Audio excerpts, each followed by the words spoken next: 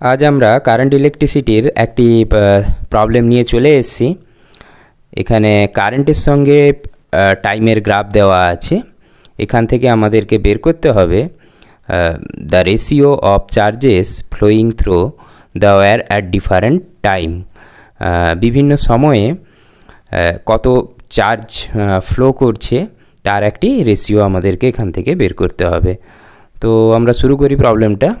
আচ্ছা, এটা টাইমের সঙ্গে কারেন্টের গ্রাফ দেওয়া আছে। আমরা যে রিলেশনটা জানি যে কারেন্ট ইকুয়ালস টু কত হয়, না চার্জ বাই টাইম। তাহলে এখান থেকে যদি আমরা চার্জ বের করতে চাই, চার্জ সমান হবে কারেন্ট ইনটু টাইম। তাহলে যেহেতু টি কারেন্টের সঙ্গে টাইমের গ্রাফ দেওয়া আছে, তাহলে যে এরিয়াগুলো হবে এই এরিয়াগুলো সবসময় চার্জকে রিপ্রেজেন্ট করবে। এরিয়াগুলো চার্জকে রিপ্রেজেন্ট করবে।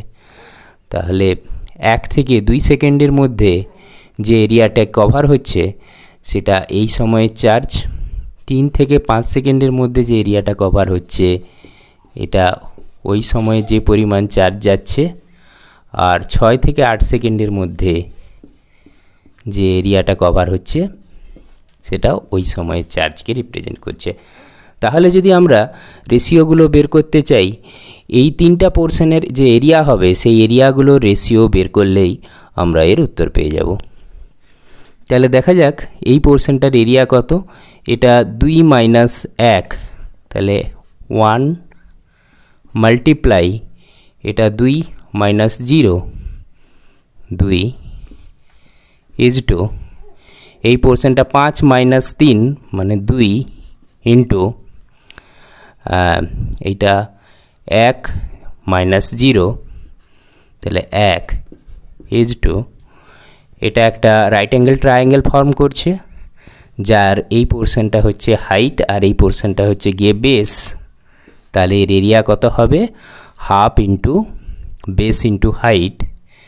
বেসটা হচ্ছে 8 মাইনাস 6 মানে 2 গুণিত হাইট ইকুয়ালস টু কত হচ্ছে না 2। তাহলে 2 2 কাটছে, তাহলে এটা হয়ে যাচ্ছে 2 ইজ টু 2। তাহলে রেশিওটা কত হবে 1 ইজ টু 1। তাহলে যেটি চার্জের অনুপাত হবে সেটি 1 ইজ টু 1, 3টা ডিফারেন্ট টাইমে।